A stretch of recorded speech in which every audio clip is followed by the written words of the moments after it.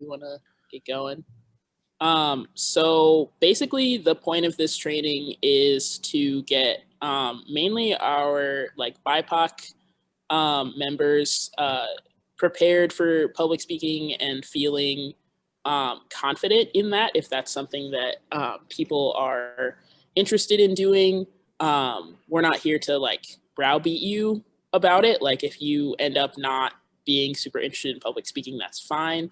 But we do want to sort of get people who are BIPOC trained up to represent this organization. White folks are obviously welcome to be here, but we mostly want them to take a back seat because white people should not be the face of a Black and BIPOC-led organization.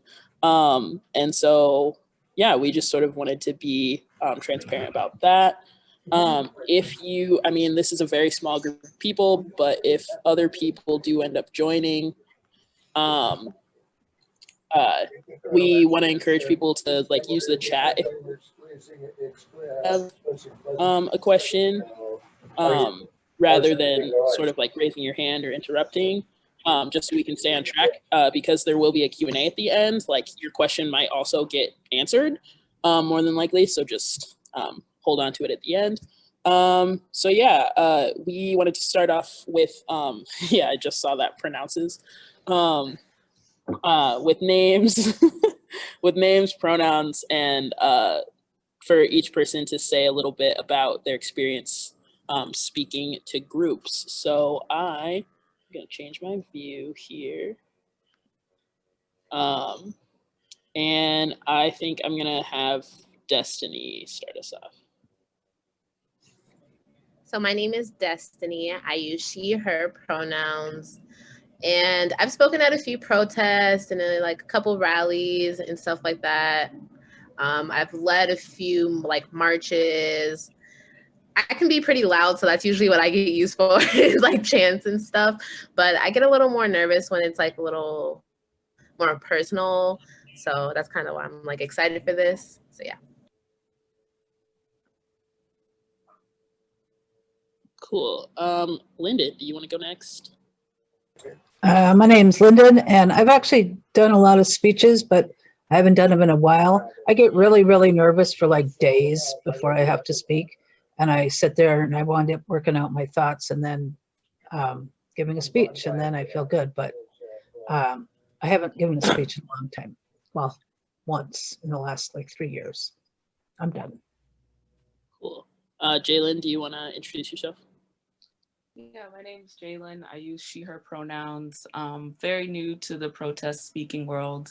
I gave one speech this summer and yeah, it was chill. That's about it. I emceed protests this fall and yeah, that's it. Cool. I can also introduce myself. I forgot to do that. My name is Jay. I use they, their, he pronouns. And yeah, I really kind of fell into like public speaking for TCC for Jay, like almost accidentally. It just kept, the first thing that I did was MC Pride this summer, which was like a lot, but I was with Loretta, so that was really cool to like do that with her.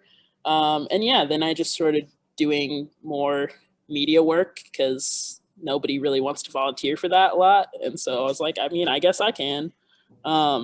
So all that to say that you don't have to be like particularly like good at it. Like you can learn. I wouldn't say that I was like, I like came out of the womb like knowing how to do public speaking. Yeah, I don't know if Jess, you want to introduce yourself really quick? Yep, I'm Jess. I use she, her pronouns. I speak a little bit for TCC for Jay. As Jay mentioned in the opening, whenever possible, we like to have our Black, Indigenous, and Brown folks speak for us, and white folks are backup. So I've been backup for us a few times. And I have previously organized quite a lot in the anti-war movement, and I gave a lot of different kinds of speeches in that work. So that's me. So the next thing we're gonna do is participation. Everybody gets to say stuff. We want to hear what you think are the qualities of a great speech, not just a good one, but a great one.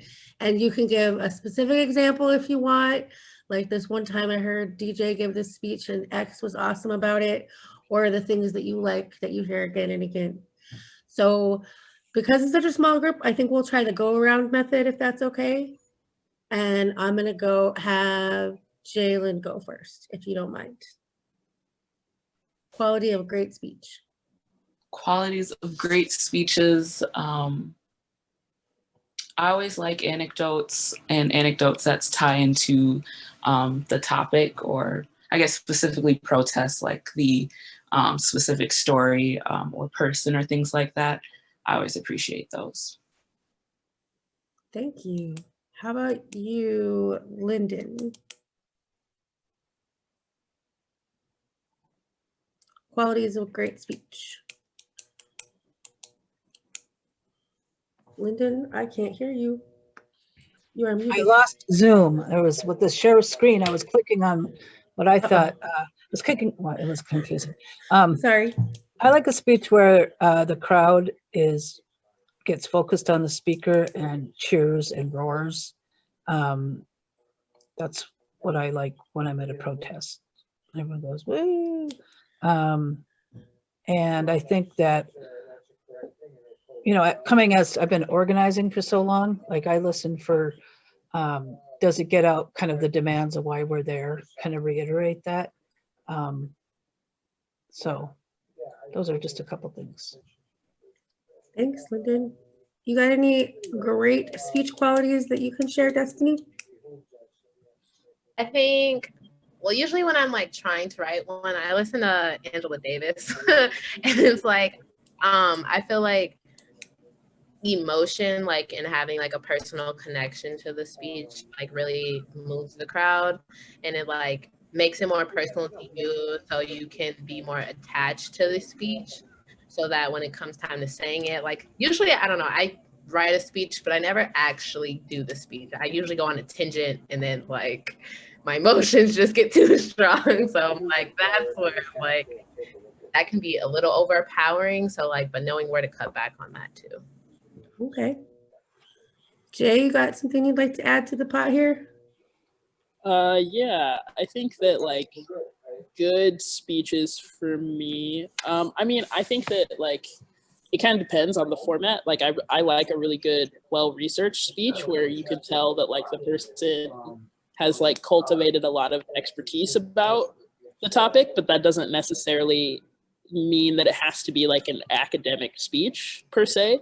I think that you can tell when someone has spent a lot of time like thinking about how to present their ideas, and you can tell when someone hasn't.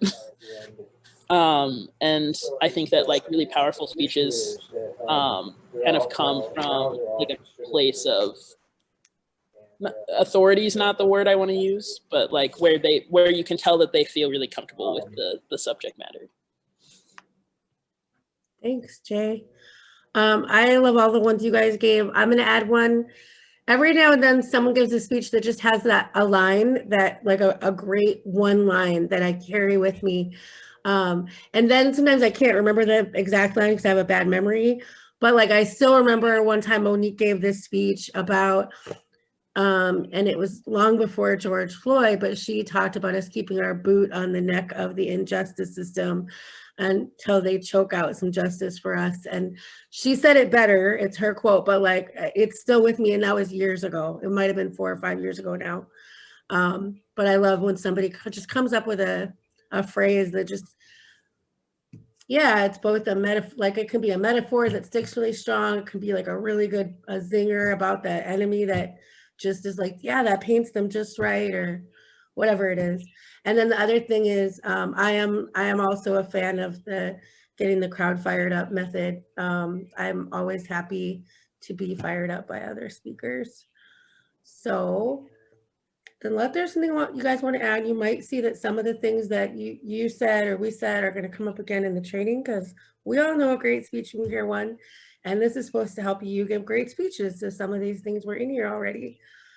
So I was going to go next to the typical points for TCC for J speakers. These are kind of like, these are like fallbacks. If you're all of a sudden called on to give a speech that you get to plan, you can almost always say some of this stuff and it's on time. Some of this is stuff you need to try and say every time, if it does fit at all. But we just thought sort of like the list of things that we try to get into a lot of TCC for J speeches would be a good place to start. I'm gonna read them and then ask if people have additions. So one is remembering that you're representing TCC for J as a whole when you're speaking for us. So ask for support if you're not sure what that means. Two is community control of the police, or CPAC. That's kind of our focus, our main strategy for confronting police violence. So it's getting control over those motherfuckers. Which sometimes you can say motherfuckers and sometimes you can't, just as an example of knowing where you are, but that comes later. Anyway, a typical TCC for J speech is gonna center victims and families of victims of police violence. We almost always have some rah-rah for collective action, that's how we make change. Ain't no power like the power of the people. Because the power of the people don't stop. Y'all didn't jump in. That was your cue. That's okay. It's hard to know that it's a chant in a presentation on Zoom, but it was. Then the next was, a lot of us are anti-capitalists, and we understand that police are a tool of the system as a whole of capitalism, and they enforce social control and white supremacy. So a lot of TCC for J speeches are going to be like, you know, we're not going to say, oh, there's good cops and bad cops. That's not a typical TCC for J speech. Our typical speech is the whole barrel is rotten.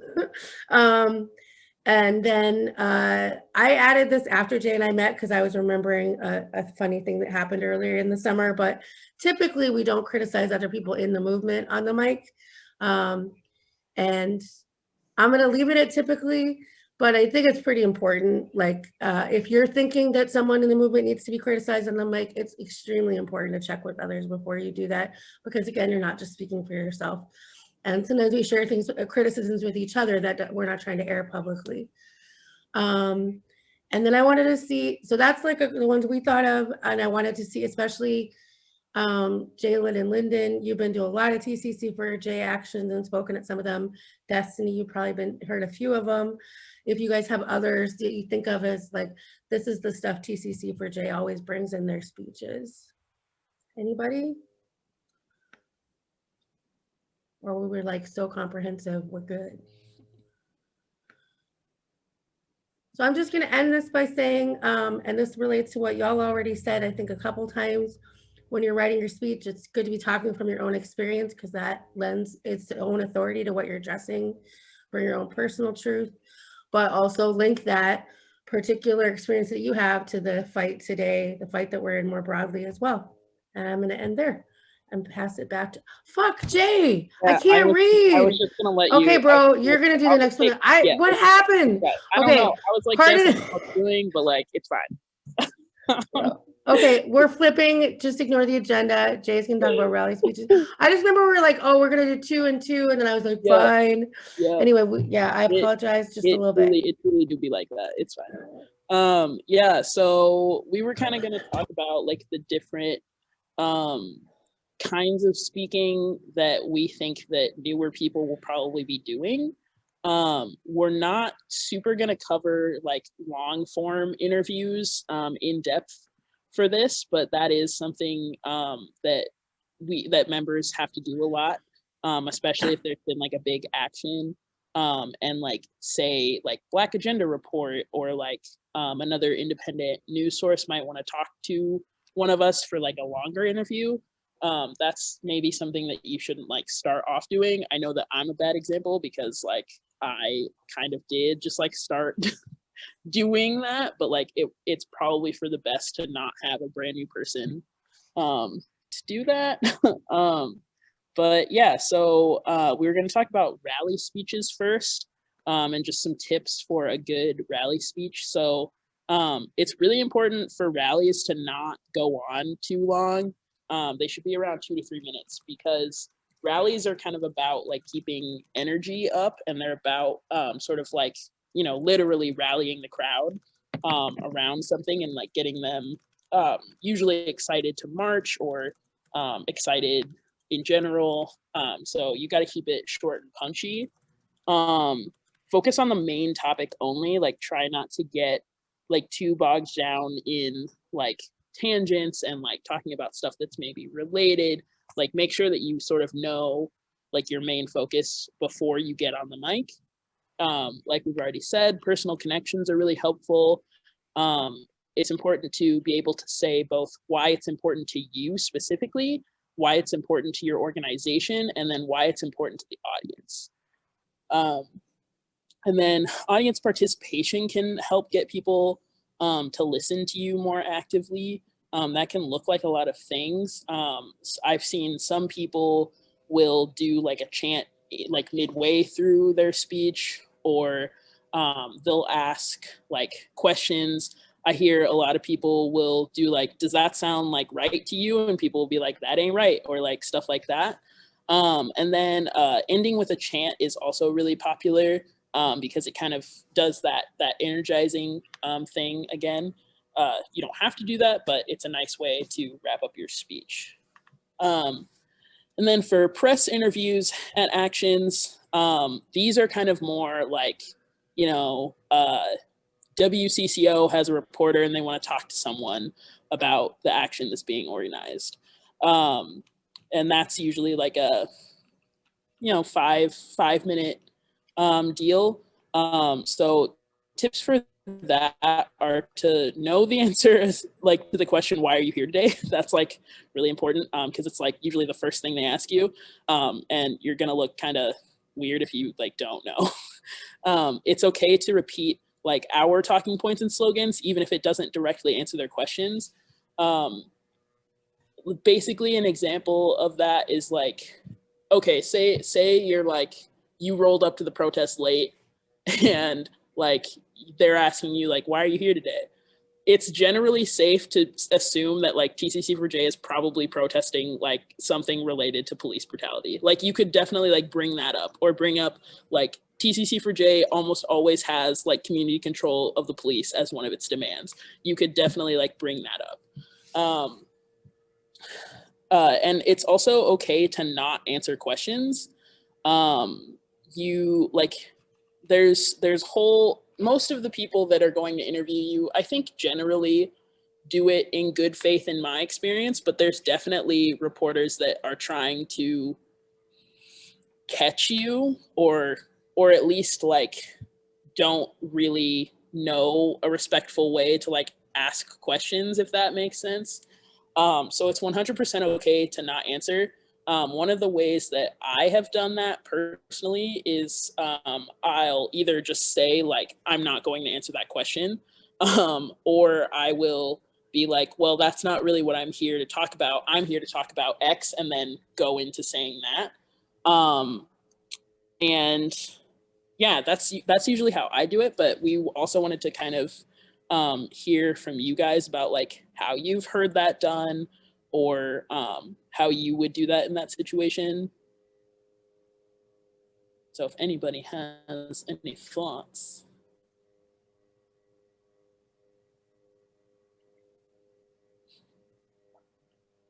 Do I have to call on people? Destiny raised their hand. There's only 3 of y'all. Okay, I'm gonna talk. I think honestly, like from what I've seen, is just like what you said. Like I'm not really here to talk about that, or just saying like I'm not comfortable talking about that, but I would be happy to like talk about this because this is more what I'm centered, like what I'm focused on and why I'm here. So just similar to what you said, but different phrasing, I suppose.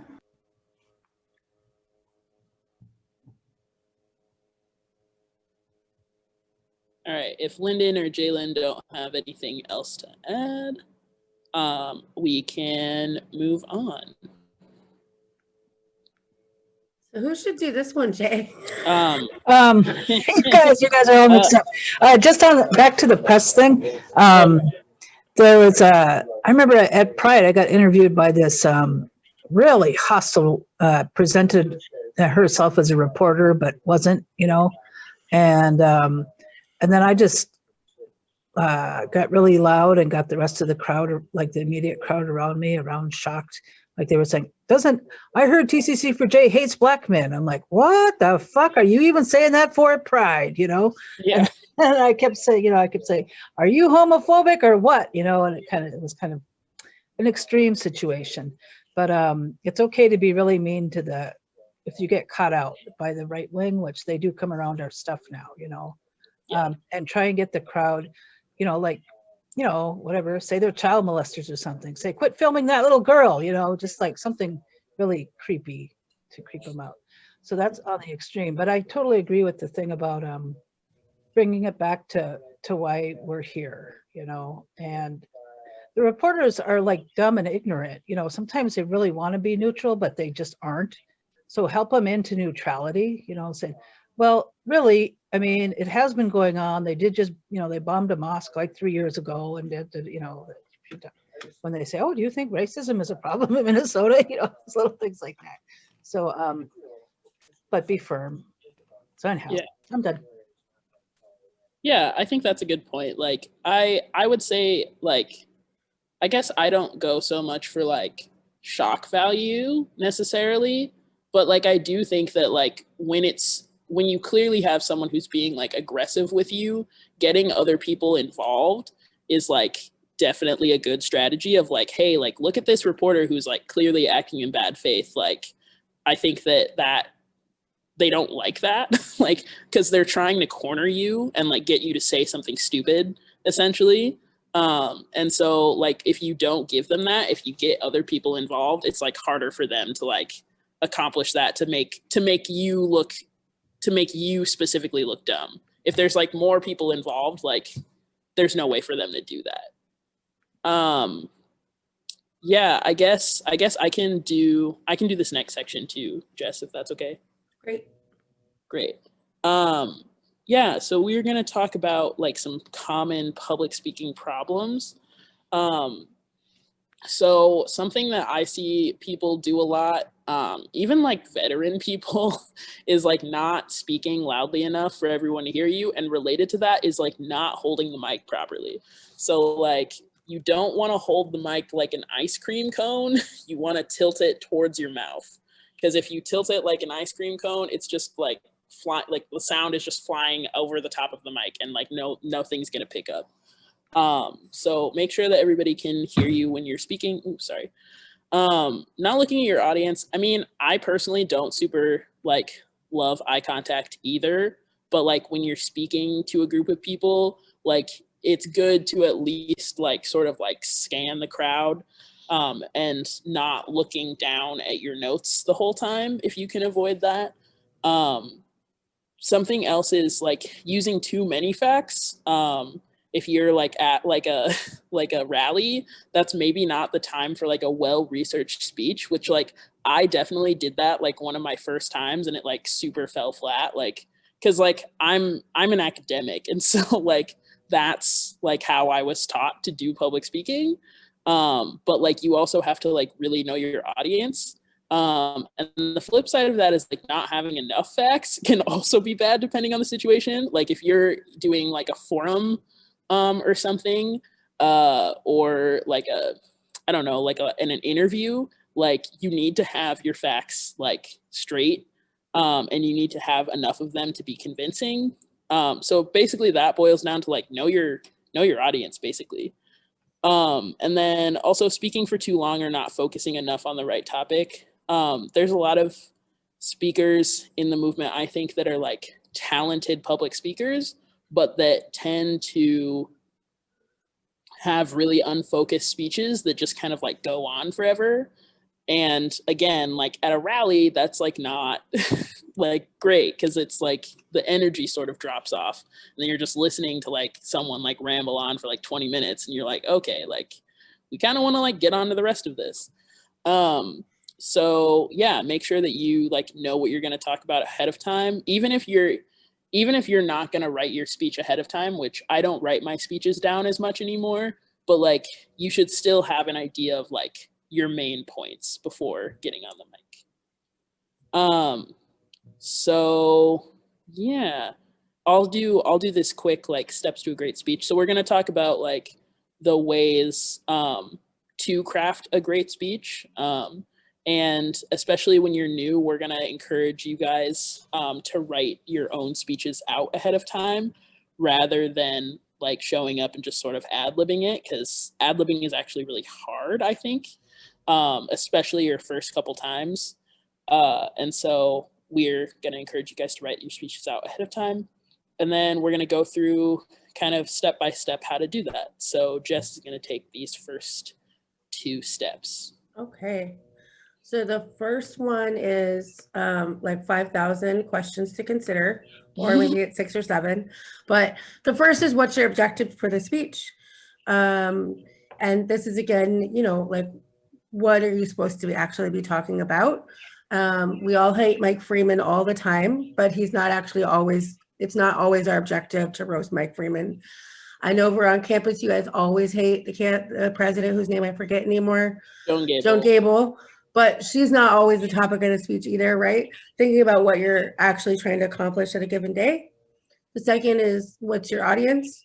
And I think here there's like a whole host of things to consider. And I'd be interested if people have other thoughts about this, but like at a rally speech, your main audience is the crowd, right? People who are supporters, who maybe need inspiration and motivation. Maybe they need more information. Maybe they need to learn more about how to get involved or what needs to be done next. Like thinking about what they want and need.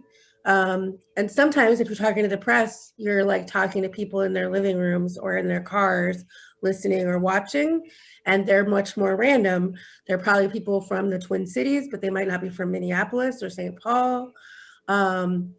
And, you know, depending on how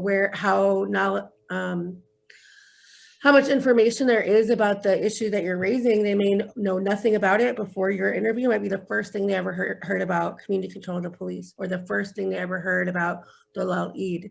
But there's probably nobody who's going to hear you talk about George Floyd that hasn't heard something before, right? So kind of having a thinking about how knowledgeable or what they might know or need to know. And sometimes you'll be at City Hall, if there's ever not a pandemic and meetings happen at City Council again, addressing the City Council members. So thinking about your audience and what you're trying to accomplish with them. Going over to a thing that Lyndon said in the chat, fucks are usually spontaneous inclusions, but I do think it's actually good to think about your audience and whether F-bombs would be exciting or upsetting. And if you're not sure, try one and see how it goes, but then based whether or not to include more after that, right? Thinking about your audience. I already talked about prior knowledge the audience has, how much time you'll have. You know, we suggested earlier that rally speeches be 2, maybe 3 minutes. Most press interviews are also going to be like that, maybe 5 if they're really involved, but typically you just have a couple minutes. If you're speaking representing the group, does your speech represent your personal views or the group's views? And finally, how this is different for an interview, an impromptu interview at an action. So sometimes you're not going to be able to plan ahead all the things because you'll get caught all of a sudden. We need someone to talk to, like we said earlier, CCO right now. So thinking it through as quick as you can. So Jay says in rally speeches, you can swear as much as you want. Okay, I love it. Those are the key questions that it's good. Yeah, why not? I'll say, yeah, I think that's generally true. A couple of the movement families really love God and don't always love the fucks as much, but they're really mad. So some of them are happy that we're saying the fucks because they can't. So that's true. But vibe check, you can do a vibe check, right? Just see how it's going over. So that's the first, like thinking through some of like, what are we trying to do here? Who are we trying to do it with? And making sure your speech is suited to that. The next sort of set of things to do when you're writing your speech is to fact check. So know the details of a given case or topic. And I think here, you know, especially when things are just getting started on a new case, we don't know all the facts, obviously. And actually, we almost never know all the facts anyway, but as much as you can, knowing what, you know, the context of what you're talking about. And I'll give a different example. This summer, we did a lot of work with Tashir Garraway, whose partner was killed by police almost more than 10 years ago now. And so a lot of people didn't know his story. You might have met Tashir at a demo and heard her say a little bit, or maybe not, but you were there to support. If you were speaking for TCC for Jay, pretty sure important to know at an event for Tashira's family what happened to Justin Tigan. So that's like just a particular, like when was he killed, by who, what do we know about how that happened? And also in some cases it's like, has the case been closed yet? Has the prosecutor decided yet whether or not to do something on the case? Have the officers been disciplined or fired, knowing the facts about the case or a topic? And then the second is knowing basic info and the TCC for Jay stance on a given topic. For example, in general, we'd like our speakers to be at least a basic level familiar with CPAC and our legislation, in case there's an opportunity to talk more about it in an interview, or if it comes up in your speech. And hopefully you'll at least mention it, so someone might ask you about it afterwards. That's what I got. Now I'm gonna turn it back to Jay, just like the agenda says. Yeah, so practicing, I'm honestly like super bad about like practicing my speeches. A lot of times what I do is I like sit and like read it aloud to myself though, and that helps me. But I definitely recommend timing yourself, especially if you like know that you either tend to like talk really fast, or if you tend to like ramble when you're nervous. Like, you should definitely time yourself. Giving the speech to another person or in the mirror is also good, which is kind of similar to like reading it out loud, but giving the speech to another person is always nice, if you're not too like weirded out, if you have a good friend that won't make fun of you. Practice giving it enough so that you don't need to look at your notes more than you need to. That's a really important one. I mean, like, a lot of people at protests do write their speeches like in the notes app on their phone, and that's fine. But it's only going to improve your speech if you're able to sort of like deliver it without having to like completely rely on your phone. So do that where you can. And then feel comfortable with your speech so you can speak from your own experience and like connect with the audience. Because I think that that's one of the most important qualities about public speaking in this kind of arena or setting, like, is like being able to connect with the people that you're talking to.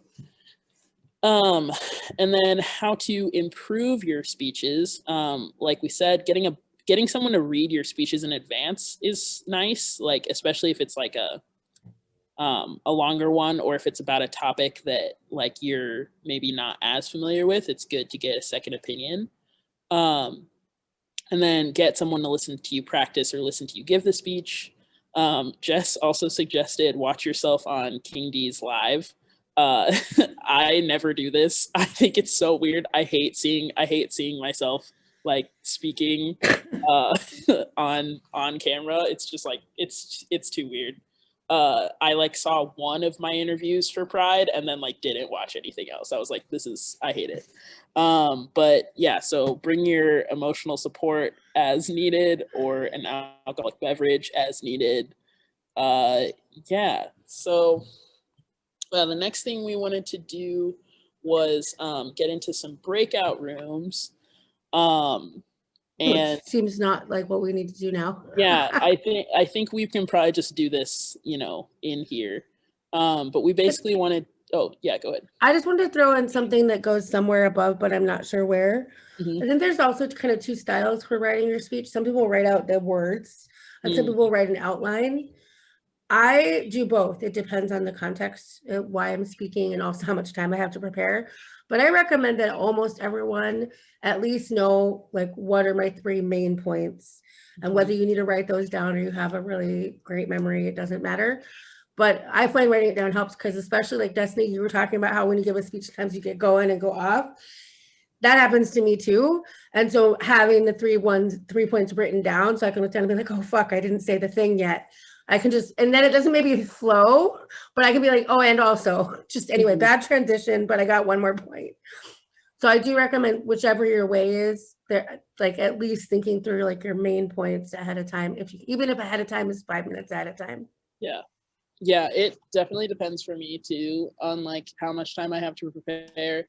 I generally feel like more secure if I can like write down the actual like words of the speech ahead of time and then read it a few times and maybe not have to like actually literally read the speech.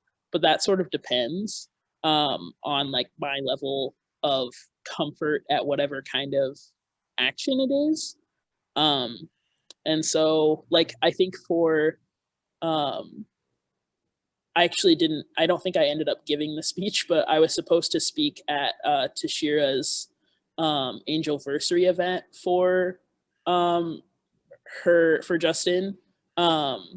And I think I wrote that out because I was like, yeah, like this isn't a TCC for J organized event. Like I want to make sure that like I don't know, say everything that I think is like, you know, important to say at like an event for a deceased family member. Like that's kind of a, I don't know, taking a little bit of extra care with an event like that versus like when we talk at like rallies and stuff, a lot of times I just like get up there and I'm like yelling about stuff. It really just sort of depends. So yeah, Jess, I don't know if you want to do like So we're not going to break out into breakout rooms because now we're down to 4. The final 4, there's some sporting reference that I don't really know, but we got this. We did want to give people a chance to practice, and it's a small audience, so the pressure is not high. It's practice, so you're allowed to screw up at practice, or you're also allowed to be amazing at practice. So I'm not trying to predict negative outcomes already. So there's 2 sort of like little examples we wanted to try to do together. So one is, Destiny, were you at the November 4th protest? The one on the highway where everyone had a dance party on the highway? No, I really wish I was at the other one on the 35W bridge. Okay. So I was like staying away from highways for a little bit there. Okay. Well, you heard about it then, because the first one we're going to do is like get in the time machine and go back to November 4th. And Jay had written these talking points for folks who were talking to the press that day. What we want to do is ask Lyndon and Destiny to each take 2 minutes, and I'm going to scroll this up. Hopefully you can see most of these talking points. Okay, maybe you can't. I'll see if I can adjust it so you can. But let's see. But also you'll need a magnifying glass. Shit, I don't know what. We'll just do, anyway, try to look at it. Do you have a pencil and paper near you, or a writing device of some kind, or a phone that you could use your notes app on? I think that would be helpful.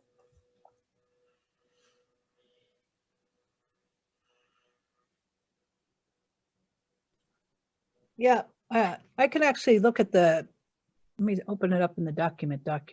Oh yeah, I could just pop the link in and then everybody could do that and I don't have to be messing. Okay, we're gonna stop share.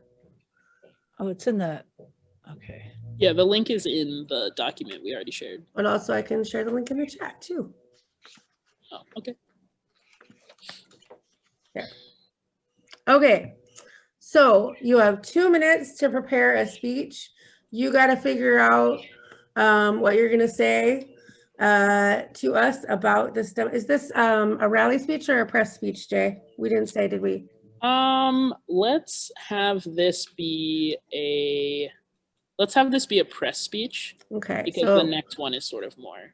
And I see your hand, Destiny. I'm going to say, so I'm a reporter and I'm like, hello, person from TCC for J. Why are you here today and what do you hope to accomplish? And I'm going to pass you the mic in 2 minutes.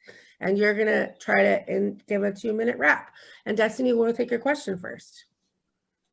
I was just wondering if I sent a request to see the document for like what you guys are trying to, so Okay. just so I can see the. Oh yeah, we're just gonna, it'll me. Sorry. Yeah, sharing is hard sometimes. Oh yeah, Jay has to do it because it's Jay's document, right? Yeah. Okay. Okay, let us know when you have it and then we'll start the clock. Mine Yeah. keeps, All right. my computer's screwing up and it thinks I'm Augsburg. I cannot get rid of Augsburg. And it won't let me log in.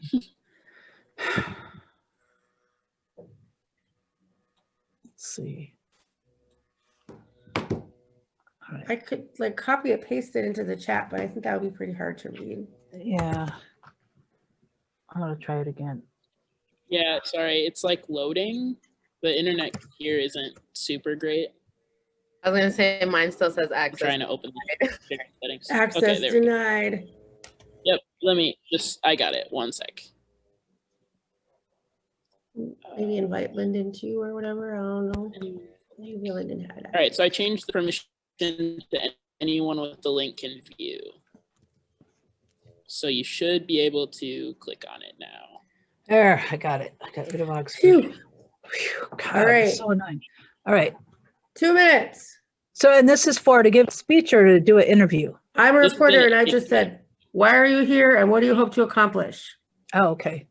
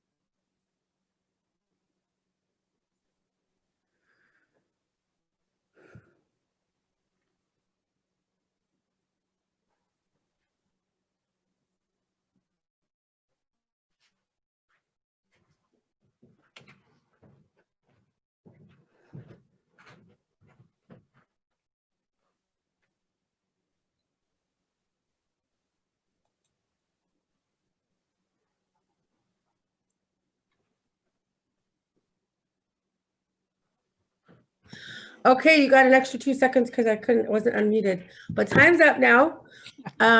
Who wants to go first? And we'll all listen and we'll keep our pencils and papers out and give feedback.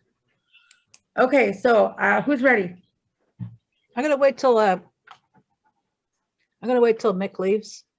Okay, so Destiny, that means you win. Destiny, Franks, Just a can you second. tell I have me? to give like a speech. Can you tell me why you're here today and what you all hope to accomplish? That's my microphone. Here today because we know that the election is going on and a lot of people can become distracted by this election and it brings out a kind of the worst in people. But I just want, we just want to make it clear that this election does not change our mind, that we still need a CPAC, we still need to hold police accountable. And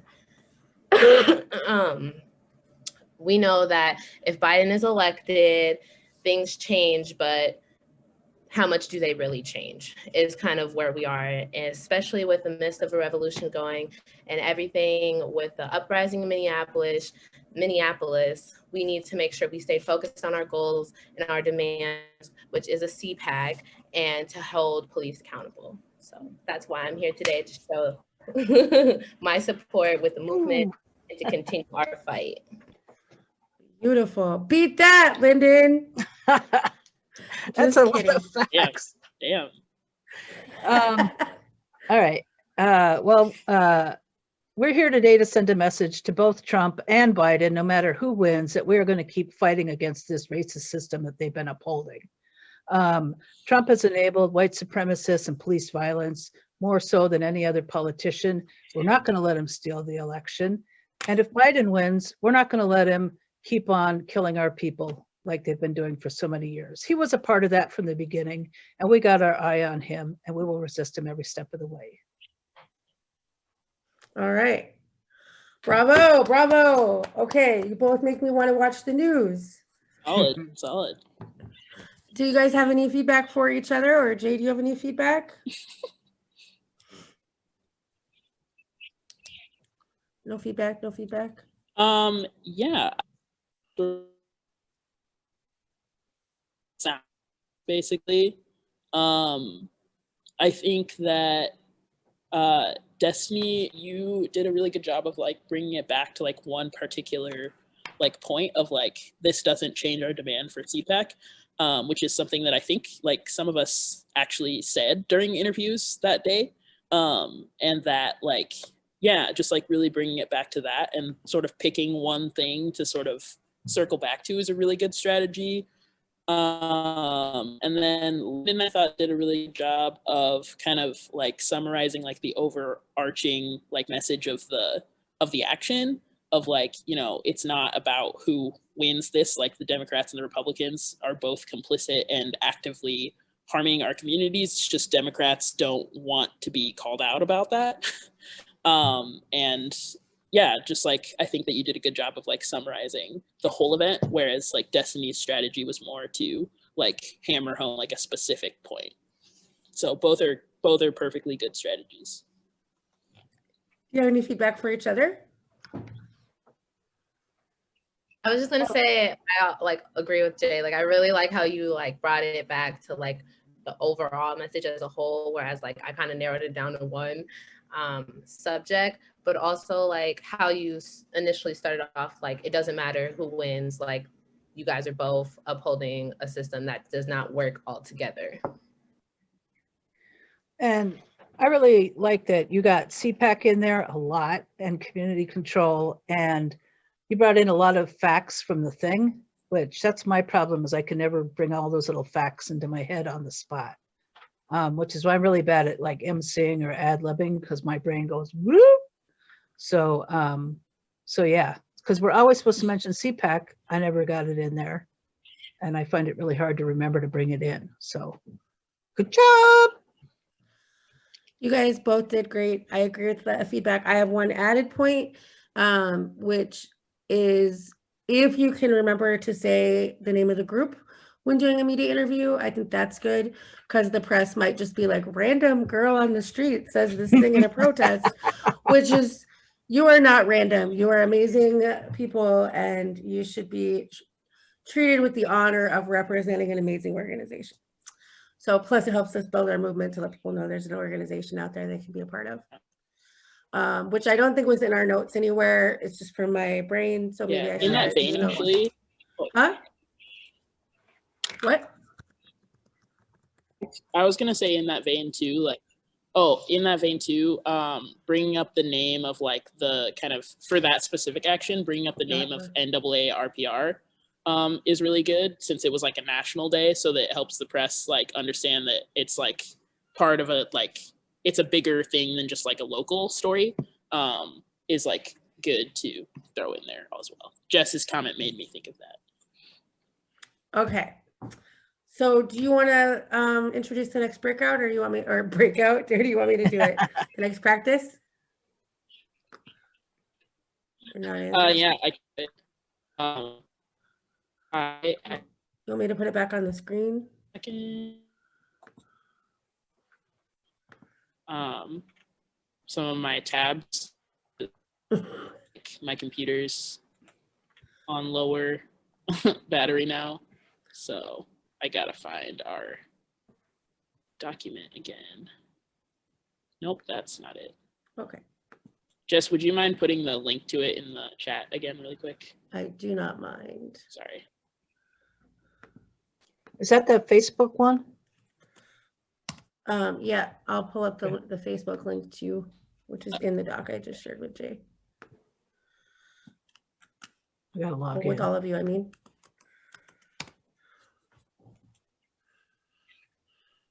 Okay, there we go. Yeah, this is like the scenario for this is basically like we're holding an emergency rally in response to the police murder of Dalal Eid. So all you really have to go on is this Facebook post because it's an emergency response. So we thought that this would be good practice because this happens all the time. So I think the link to the Facebook post should work just fine. So 2 minutes and yeah, go wild.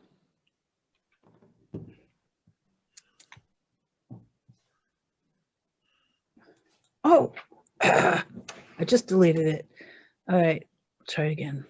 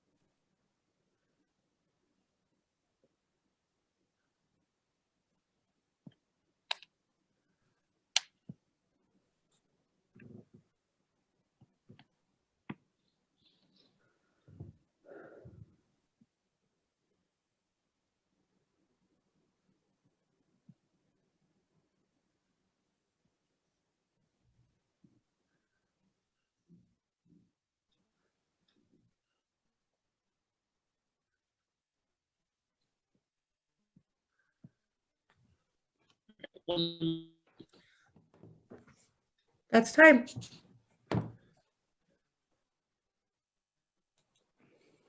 Who's ready to rally the crowd?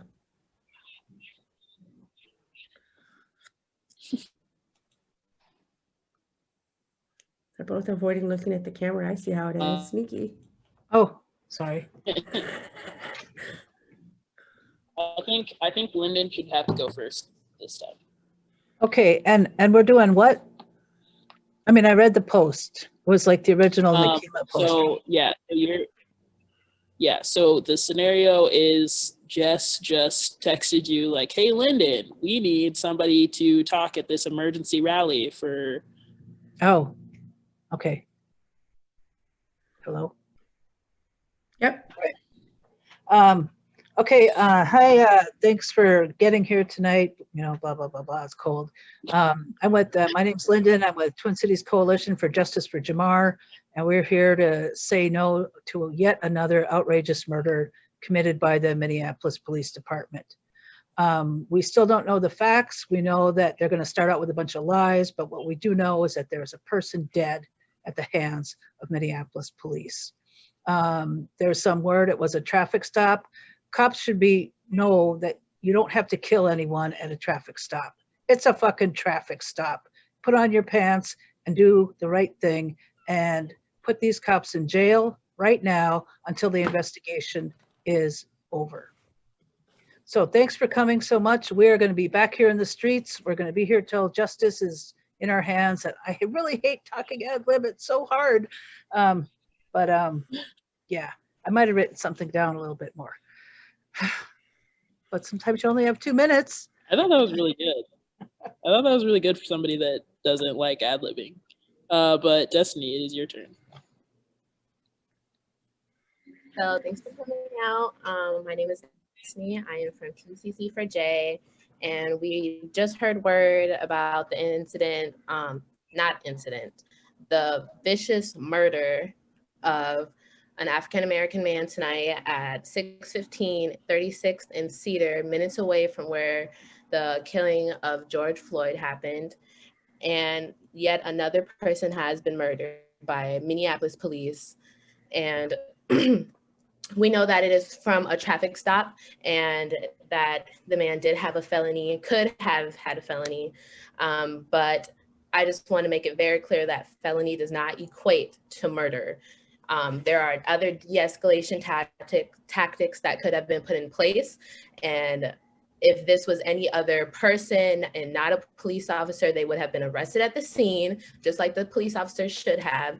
Their guns and badges should need to be taken away, because again, police have murdered someone and are not being held accountable. How can police police each other when there is a clear bias against the situation? Police have for a long time played judge, jury, and executioner, and this is where we have to tell them that this has to stop and that we are going to keep fighting and keep screaming for justice for this man, yet another victim from police brutality.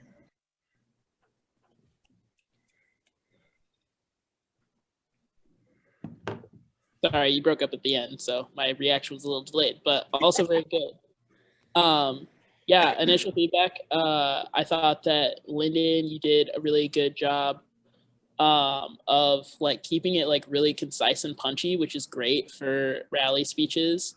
And even though you were like, I hate ad-libbing at the end, like it was actually really good.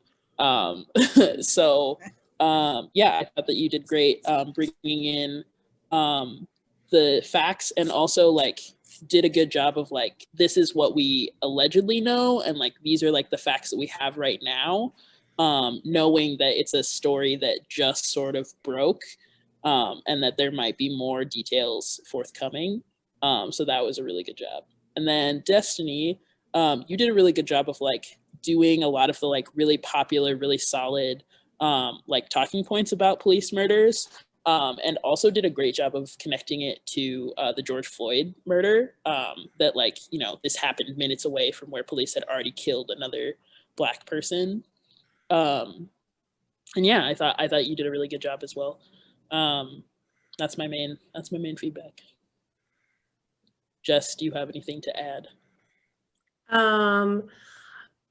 Destiny went so hard for CPAC in her first speech, and then you didn't say it in the second one. You even like warmed up to it, and I was like, "Oh, here it comes." So anyway, but like it was there. It just had to come all the way out. And I think Lyndon, you skipped CPAC again, so we're gonna have to up our game. And also, sometimes we say CPAC, and sometimes we say community control of the police, but get it in if you can. And then I think this was a weakness in our training, but I think we should just add like concrete. Lyndon, you mentioned like people were, I can't remember how your words anymore, but like we're going to keep coming out or whatever. I don't remember your words, but we should say our socials or like how to follow TCC per J. And we have a couple ways people can do that. And we should include that in our training next time so people have it. But if you're about to give a speech, sometimes you go, JJ, what's the text number again? And that's okay. But give people some way to follow up with us. And I guess if nothing else, be like, oh, I don't have it right now, but find me right after I speak. I'll make sure to get you in touch. Like those are my two. It's also perfectly fine to like refer people to other people, if that makes sense. So like if you're giving a speech and you realize that like you forgot to like ask for the text number or like mention Facebook or whatever, you can always just be like, and if you want to get like involved, like after this action, like go talk to Jay. Like I'll be a little bit like, oh God, but like I'd rather you have that than not have any way for people to follow up. Yeah, I could find the I'll find it. You can keep us moving if you want. Maybe. I've got it, Jay. Oh. Keep it even? Okay. I'll get it. Yeah, no, that's totally fine. Yeah, so that was great. 2 great impromptu speeches. So yeah, we're just gonna kind of close out now. So the last sort of parting words that we have are like, we don't want people to feel like they have to like start volunteering for speaking stuff like right now immediately. Because all that's going to do, I mean, there is a certain element of like, I guess I responded relatively well to just like the deep end approach of like, here you go, like you're going to do it. But like, it would have been nice, I think, to like be eased in a little bit more. So volunteer for speaking when you're like ready to do it. And also know that like literally nobody is comfortable doing public speaking. I know that like, I think that people have gotten the impression since I've started doing so much press work for TCC4J that like I just like love talking in public. I hate it. I hate it every time. I'm always nervous. I think that a lot of times once I'm up there now, like I have gotten more comfortable doing it, but I'm always nervous every time. And like that's like totally normal. So like you don't have to like wait for some magical moment where you're like no longer nervous to do public speaking, because it probably won't ever happen. So we also wanted to kind of like ask you guys to think about like now that you've done this training, like what kind of public speaking engagement do you sort of like think you would be comfortable to like break into doing it? Some of the different like things that we end up doing for press work are emceeing at rallies, prepared press conference speeches, rally speeches, ad hoc rally speeches, prepared / longer media interviews, and ad hoc / quick media interviews. So yeah, I guess since there's only 2 of you, like what do you already kind of feel like you would be interested in off of that list? Lyndon, if you want to start off. Okay, I'm going to bring up the list. Well, I'm certainly comfortable with time to prepare a speech and then kind of giving the speech. I can generally do a press interview because I've done a lot of them.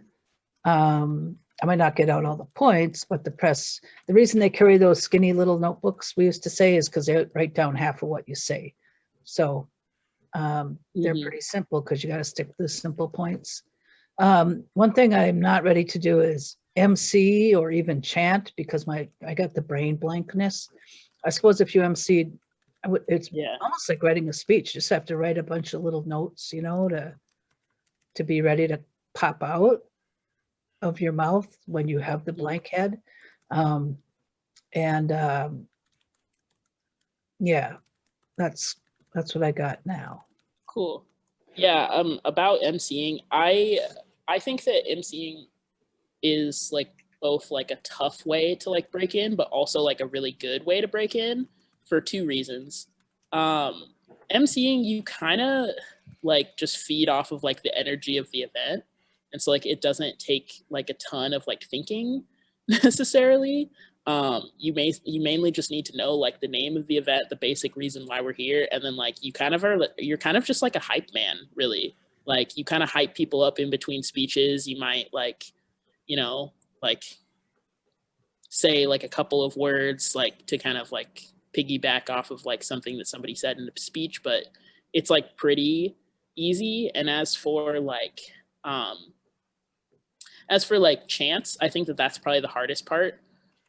Everybody gets blanks, like even though I've emceed for like a lot of stuff now, like, or like Loretta and I were up there, and like Loretta like has been around and like knows a ton of chants, but like there was one point where Loretta was like, I can't think of like a chant to do. Like it happens to everybody. So yeah, but that's good to know. And then Destiny, like what do you think you feel is like jumping out the most to you? Before I get into that, I want to say one thing about chants. I honestly like got into chants first because I'm loud. So that's where I got into like protesting, and emceeing came like after that for me. But for chants, I usually just keep notes on my phone just so I can keep remembering them. And then when I'm at other protests and I hear a good one, I just put my notes. So that's always a good tip too. But otherwise, I'm really comfortable with emceeing. And I feel like a prepared rally speech, I'm pretty comfortable with. and like chants I'm comfortable with, but it's kind of like when it comes to like media and like answering questions for like impromptu speeches like that we just did, I was like really nervous about. So I get a little, I guess, more nervous and kind of like, I don't know if I should talk to the media because I don't know what they're going to ask me. And that's kind of where my anxiety comes from. I want to get like kind of tiptoe into that and get more comfortable with talking with them. So, yeah. You know, a good start for like if you're nervous about it, like do some interviews with King Demetrius. Like Yeah. he's just only gonna love you no matter what you say. He'll love you, and he'll make his viewers love you. And Unicorn Riot, Georgia Ford, or whoever else they have out there is also super friendly media, and they're used to interviewing people that aren't like ready. Yeah. So if you wanted to try, that would be my suggestion, is to kind of start with like super supportive media that's really our media, you know? Right. Yeah. Oh, sorry. Oh my God. I would also suggest like doing like prepared press conference speeches, just because a lot of the times you don't even write that. Like you'll just be getting up in front of cameras and like reading something that probably Jess or I wrote. So like that's also a good way to like it's very minimal work. And it's more like, I feel like that's a good way to get people like comfortable being in front of like cameras and like in front of press, if they're really intimidated by that as like a concept, because then you're not even responsible for coming up with your own words. Yeah, so basically we want people to volunteer for stuff they feel like they'd be good at. Like don't volunteer to like speak, I don't know, at like maybe like speaking at like a immigrant rights rally, if like you're not familiar with like what you would say or like good talking points for that, like maybe that's not like a good like first thing for you to like volunteer to do. Like volunteer for stuff that you feel like you have some expertise in or that like you're passionate about, or something like that. And then also don't be afraid to ask for help, because like we've said, like you're representing not just yourself but all of us. And so it's really important for us to be like presenting united fronts, ideology represented in TCC4J. And like I know that sometimes I in an interview like might just like forego saying something that like isn't so much about like, you know, TCC4J would like disagree with me if I say this, but like knowing that it's like not the point perhaps, and sort of trying to separate like what your own views are from like what the group is trying to present to the press or to the public or whatever. So I would rather get like a million asks for like talking points or to like, you know, get on a Zoom with you to help you write a speech than to have you go in unprepared, because it doesn't just make you look bad or unprepared or unknowledgeable or whatever. It also makes us all kind of have to take that on. So I've written talking points a couple times, so you can always ask me for that. I'm sure you can ask Jess for that also. And then something else to like get you more comfortable if you're like nervous about speaking is to like invite or request somebody to speak with you. That's something that I did a couple times after my initial toss into public speaking. I was like, well, I don't really feel comfortable like giving this interview by myself. Could like Sam or could Jess or somebody like come with me and like be on the interview with me or be on this panel with me. I was on like a panel with Loretta about CPAC, and that was really good because it sort of made me realize that like, actually, I do know a lot about this. Like I've been working on it all summer. Like I do actually like know what I'm talking about, but like having that extra like security of like another person to sort of back you up is nice. And yeah, so basically the only other step is that if the two of you would like to be added to the TCC4J Speaks thread on Signal so that you can be notified of public speaking engagements, that would be great. You can also, something that happens a lot is like, I'll be like, hey, I can probably speak at this, but I'm not 100% sure. You can always be like, well, I'm pretty sure that I could also do this, so I could be backup. And then it's like, kind of like low commitment. So yeah, if you guys want to be added to that, I can do that. Yes, please. Mhm. Awesome. Cool. So I think the only other thing Um, is if you guys have Yeah, any. that's pretty much it for the agenda. I don't know if Jess, if you, Yeah, I just want to know if you guys have any final questions or feedback. And everybody else missed out, which might mean if we go again, we'll do better because we got to practice on you. Or maybe it will be like a canned, boring version of this because they missed the really authentic, honest, slightly scattered version that you guys got. Anyway, but we would like your feedback if you have any, and it's okay if you don't. I was just gonna say this was amazing, first of all. Very helpful. I got a lot of like good notes that I needed, and it makes it seem like less intimidating than I thought it was gonna be. So, and being able to do like the impromptu speeches is really nice because it gives you immediate feedback, and then it kind of does put you on the spot, like if a media were to ask you, and I need that. So thank you. Yeah. Well, I thought this was great. I always I got an air compressor and I've had it 2 days and I read the manual, right? I've been reading the manual and like touching it, but not turning it on. So I really like to kind of have a game plan before I go in and add 5 pounds of air to my tires. So it's, yeah, I think it was really well done and thought out and covered a lot of bases. Yeah, thank you so much for the effort. And what I like is that it's all done and so that Destiny can give the next one.